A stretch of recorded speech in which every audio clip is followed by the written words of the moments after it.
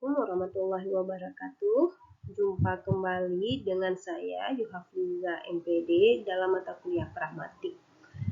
Pada kesempatan kali ini kita akan membahas hubungan pragmatik dengan ilmu lainnya.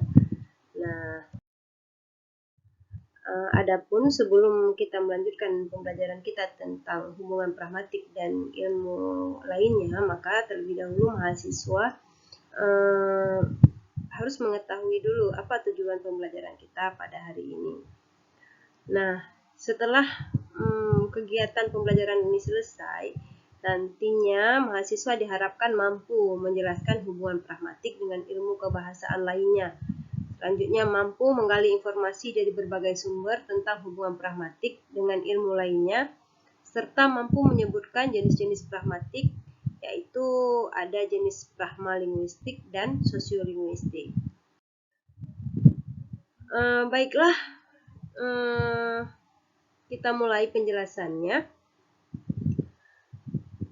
Seperti yang sudah disampaikan pada pertemuan yang lalu, itu sudah pernah kita bahas bahwa dalam memahami pragmatik dan melahirkan sebuah tuturan, ada beberapa hal yang ikut mempengaruhinya, yaitu antara lain unsur gramatikal, semantik, sosiolinguistik, dan psikolinguistik.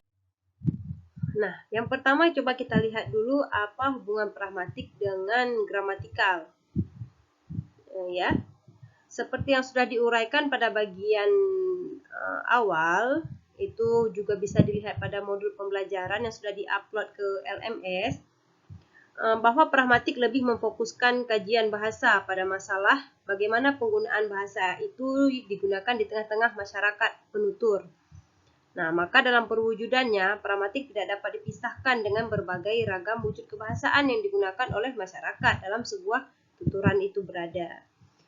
Nah, maka dalam melahirkan sebuah tuturan, ada beberapa hal yang ikut mempengaruhinya. Itu sudah tercantum pada modul kita, yaitu ada beberapa hal yang memang ikut mempengaruhi dalam kajian pragmatik, diantaranya unsur gramatikal, semantik, sosiolinguistik, dan psikolinguistik. Nah, maka 4 unsur tersebut itu tidak bisa diabaikan, anak-anak. Masing-masing punya kontribusi baik secara langsung maupun tidak langsung, dan dia sangat berkaitan erat dengan pragmatik. Nah, jadi keempat komponen ini wajib kita pelajari. Coba kita lihat dulu yang pertama, pragmatik dan gramatikal. Nah, pada PowerPoint sudah tertera, pragmatik dengan gramatikal atau tata bahasa merupakan dua hal yang menyatu dalam suatu kerangka acuan studi linguistik.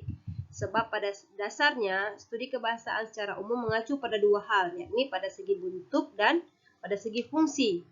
Nah, kalau pragmatik itu fokus kajiannya pada segi fungsi, sedangkan gramatikal itu fokus kajiannya pada segi bentuk. Coba kita lihat contohnya. Dalam sebuah kalimat, itu bisa dilihat jika ada sebuah kalimat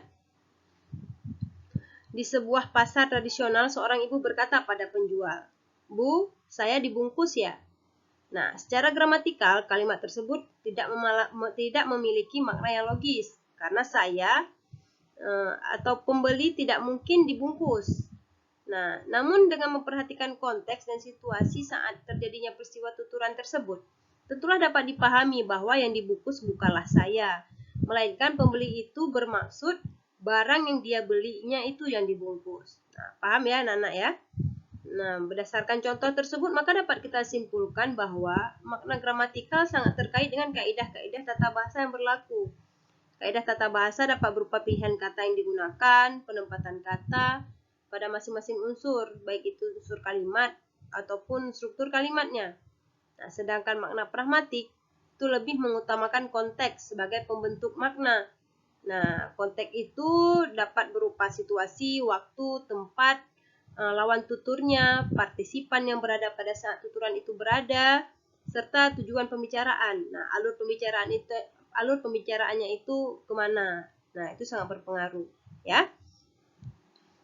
Oke, baiklah, coba kita lihat hubungan pragmatik dengan gramatikal lainnya. ya, dengan unsur gramatikal. Ini sudah ada di PowerPoint, coba bisa Anda lihat.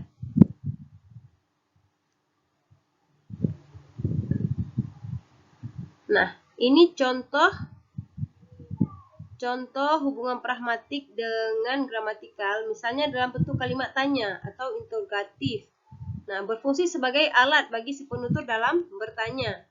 Nah, kalimat interrogatif itu biasanya ditandai dengan tanda tanya, ya. Nah, biasanya dia menggunakan tanda tanya seperti ini. Nah, ya kan? Nah, kalau misalnya kalimat tanya itu memang fungsinya untuk bertanya, walaupun dalam segi penggunaannya, dalam segi bahasa penggunaan bahasa lisan itu tidak digunakan karena tidak perlu membubuhi tanda tanya di belakang kalimat ketika penutur mengucapkan sebuah kalimat tanya. Cukup hanya dengan nada yang menurun, itu sudah menandakan bahwa itu kalimat tanya. Kemudian coba kita lihat lagi pada kalimat perintah. Nah, pada kalimat perintah itu biasanya, atau kalimat imperatif ya, itu biasanya berfungsi sebagai alat bagi penutur untuk menyatakan keinginan kepada pihak lain. Nah, bisa saja menyuruh, memerintah dan sebagainya. Dan dia diakhiri dengan tanda seru, ya, anak-anak ya. Tanda seru. Nah, beda dengan tanda tanya. Tanda seru itu seperti ini ya.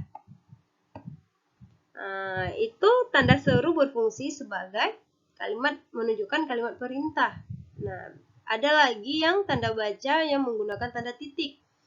Ya, itu bukan interrogatif, bukan imperatif, melainkan itu menunjukkan kalimat berita. Nah, paham ya anak-anak ya? Baik, kita lanjutkan dengan hubungan pragmatik dan semantik. Coba bisa dilihat pada PPT. Itu semantik dan pragmatik sama-sama berada pada naungan kajian yang lebih besar, yaitu ilmu tentang tanda. Nah, tanda atau semiotik itu disebut dengan ilmu tentang makna. Nah, pragmatik dan semantik itu sebenarnya sama-sama ilmu yang mengkaji tentang makna bahasa. Bedanya, kalau semantik itu membahas kajian bahasa yang bersifat internal, ya, atau bermakna sesungguhnya. Sedangkan pragmatik itu kajian bahasa yang bersifat eksternal. Jadi dia berhubungan dengan konteks. Itu sudah kita bahas di pertemuan pertama di pengertian pragmatik dan fokus kajian pragmatik ya.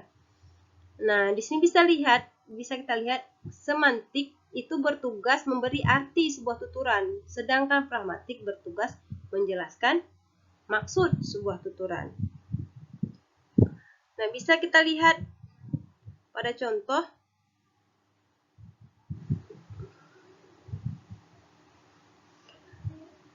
Ada seseorang yang mengungkapkan sebuah kalimat, ruangan ini panas sekali. Nah, secara semantik itu menyatakan bahwa ruangan ini sudah berada pada 38 derajat Celcius ke atas mungkin. Nah, makanya dia terasa panas. Nah, sedangkan jika dikaji dengan kajian pragmatik, itu bermakna bahwa si penutur berkeinginan lawan tuturnya itu membukakan jendela atau menghidupkan kipas angin atau menghidupkan AC. Nah, jadi antara makna semantik dan pragmatik itu sangat berbeda jika dikaji berdasarkan konteks. Nah, hari itu suasana sangat dingin. Nah, ketika dia mengatakan di hari lain, bukan pada saat hari turunnya hujan, maka itu sudah sangat berbeda maknanya. Nah, bisa jadi si lawan tutur salah persepsi karena pada saat dia mengucapkan ujaran tersebut hari sedang panas. Ya, baiklah, kita lanjutkan dengan hubungan pragmatik dan sosiolinguistik. Nah, baiklah, para mahasiswa ibu dimanapun Anda berada, coba kita lihat kajian pragmatik dan sosiolinguistik. Sosiolinguistik dan pragmatik itu sama-sama lahir dari sebuah pemikiran penganut paham fungsionalis yang tidak puas terhadap penanganan bahasa yang bersifat formal, seperti yang dilakukan oleh kaum strukturalis. Nah, kajian pragmatik dan sosiolinguistik keberatan dengan pandangan kaum struktural dalam memandang bahasa yang hanya berorientasi pada bentuk, tanpa mempertimbangkan bahwa satuan-satuan bahasa sebenarnya hadir dalam konteks, baik konteks yang bersifat lingual, itu mengacu pada teks, maupun konteks yang tidak mengacu pada teks. Nah, dilihat dari sejarah kemunculannya, sosiolinguistik lebih dulu lahir, kemudian baru lahirnya pragmatik. Nah, coba kita lihat apa fungsi keduanya.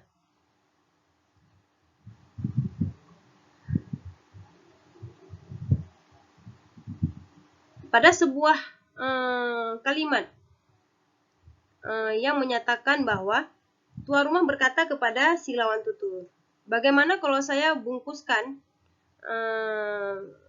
menu pada saat itu. Nah, kalimatnya yaitu bagaimana kalau saya bungkuskan, ya, di sebuah acara, di sebuah hajatan, itu si pemilik rumah mengatakan pada tamunya setelah selesai acaranya, bagaimana kalau saya bungkuskan. Nah, si lawan tutur hanya mengucapkan terima kasih. Nah, bisa jadi ucapan terima kasih pada percakapan di atas bermakna pragmatik dan harus disesuaikan dengan konteks sosiolinguistik atau kebiasaan berbahasa pada masyarakat tersebut. Nah, jika kebiasaan pada masyarakat tersebut dipahami bahwa ungkapan terima kasih bermakna tidak usah atau penolakan, artinya tuan rumah tidak perlu membungkuskan makanan untuk dibawa pulang oleh si tamu. Nah, berbeda lagi jika kebiasaan berbahasa pada masyarakat tersebut, ucapan terima kasih itu bermakna dengan senang hati, saya akan membawa bungkusan atau makanan itu dibawa pulang. Nah, artinya tuan rumah harus membungkus makanan tersebut untuk dibawa pulang oleh si tamu. Nah, berdasarkan contoh kasus yang dikemukakan di atas, maka dapat disimpulkan bahwa kajian pragmatik dan sosiolinguistik punya keterkaitan yang sangat erat. Jadi tidak bisa dipisahkan, nak, ya, antara pragmatik dengan sosiolinguistik. Nah, kemudian satu lagi, coba kita lihat kaitan antara pragmatik dengan psikolinguistik. Kaitannya dengan pragmatik yaitu pada sebuah tuturan pragmatis akan lebih mudah dipahami bila peserta tutur lebih mengoptimalkan peran psikologinya. Nah, hubungan antara pragmatik dan psikolinguistik terlihat dari sumbangan teori psikolinguistik dalam memahami makna pragmatik. Nah, pada kajian psikolinguistik lebih menitikberatkan kajian pada hubungan bahasa dengan pemikiran manusia. Dengan kata lain, dalam memahami sebuah bahasa, peran pemikiran atau faktor psikologi memegang peran penting. Nah, kaitannya apa kaitannya dengan pragmatik? Coba kita lihat pada contoh berikut ini. Seorang dosen menegur seorang mahasiswa yang datang terlambat dengan kalimat, "Dari mana kamu?"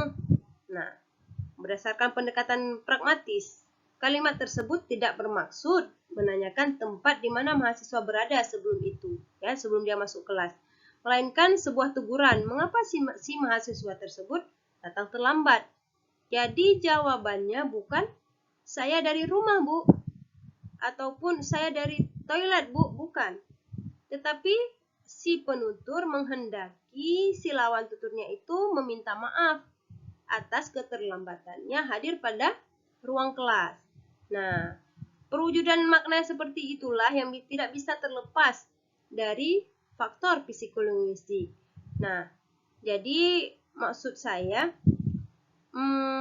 jika hubungan antara pragmatik dengan sosiolinguistik itu dikaji dari faktor kebiasaan masyarakatnya, nah beda lagi dengan kajian hubungan pragmatik dengan psikolinguistik. Ini lebih memfokuskan pada hubungan antara personal atau kejiwaan atau psikis si penutur dengan lawan tuturnya. Jadi si lawan tutur harus pandai-pandai memahami apa tujuan dari si penutur itu berbicara atau mengeluarkan sebuah ujaran berdasarkan faktor psikologinya. Nah, sampai di sini kajian kita tentang hubungan pragmatik dengan ilmu lainnya. Maka dari hal tersebut lahirlah jenis-jenis pragmatik, anak-anak. Nah, ada nanti yang disebut dengan pragma linguistik. Ada juga yang disebut dengan sosiopragmatik. Nah, jenis-jenis pragmatik ini, dua jenis pragmatik ini lahir dari bidang kajian ilmu yang dihubungkan dengan antara pragmatik dengan ilmu kebahasaan lainnya. Nah, pada kesempatan ini coba kita lihat apa itu pengertian pragma linguistik.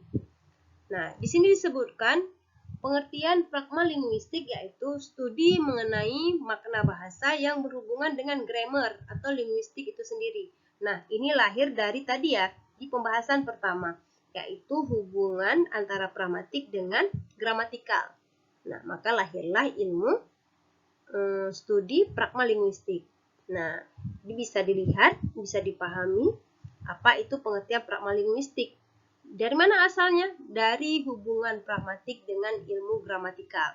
Maka lahirlah pragma linguistik, yaitu ilmu yang mengkaji makna bahasa yang berhubungan dengan grammar atau tata bahasa dalam linguistik itu sendiri. Nah, selanjutnya ada satu lagi itu sosiopragmatik. Nah, sosiopragmatik itu adalah kajian ilmu pragmatik yang lahir berdasarkan hubungan pragmatik dengan ilmu sosial tadi, ya. Nah, ketika ada hubungan di antara kedua ilmu tersebut, maka lahirlah satu studi yang disebut sosiopragmatik. Apa pengertian sosiopragmatik? Yang bisa dilihat, yaitu studi yang mempelajari makna bahasa yang berhubungan dengan sosiologi. Ya, berarti hubungannya dengan sosial atau kebiasaan masyarakat penuturnya. Nah, baiklah, demikian pembahasan kita tentang materi hubungan pragmatik dengan ilmu kebahasaan lainnya. Nah, mudah-mudahan di pertemuan sesi berikutnya kita bisa melanjutkan pembelajaran kita tentang modul yang ketiga, yaitu tindak tutur. Nah, anak-anak ibu dimanapun Anda berada, demikian pertemuan kita pagi hari ini. Mudah-mudahan bermanfaat. Dan jika ada yang ingin ditanyakan atau masih ada yang kurang jelas, kita bisa menggunakan LMS untuk bahan diskusi forum. Kemudian juga bisa kita menggunakan WA Group untuk membahas hal-hal yang kurang dipahami pada penjelasan saya pada hari ini. Demikian saya akhiri, wabillahi taufiq wal hidayah. Salam sejahtera bagi kita semua. Assalamualaikum warahmatullahi wabarakatuh.